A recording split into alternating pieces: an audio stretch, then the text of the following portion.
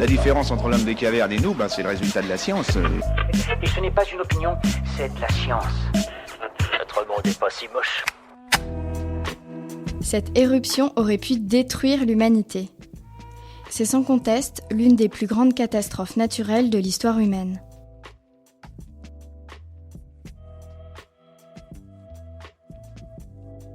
Km3 de roches et de cendres dans l'atmosphère. Assez pour recouvrir la surface de l'Île-de-France sous une couche de 230 mètres.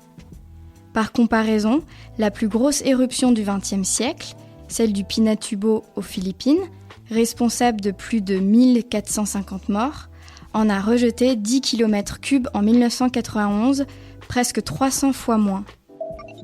Pour les scientifiques, une théorie largement diffusée veut que cette catastrophe ait provoqué un hiver volcanique de 6 ans et causé à l'époque la quasi-extinction des premiers hommes. Après 30 ans de recherche scientifique intéressant aussi bien la géologie que l'archéologie, et grâce en particulier à la synthèse récente effectuée en 2018 par des chercheurs américains, le mystère qui entoure cet événement géologique exceptionnel pourrait enfin être levé. Super, j'adore. Alors écoute-moi bien, je vais essayer d'être clair avec toi. Ouais, génial. Certains naissent-ils avec la bosse des maths ? Non, car cette supposée excroissance crânienne des forts en calcul n'existe pas.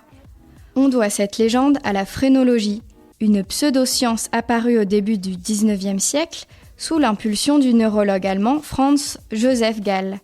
Ce dernier était en effet persuadé qu'il pouvait y avoir une corrélation directe entre la forme d'un crâne et les capacités intellectuelles spécifiques de l'individu auquel il appartenait.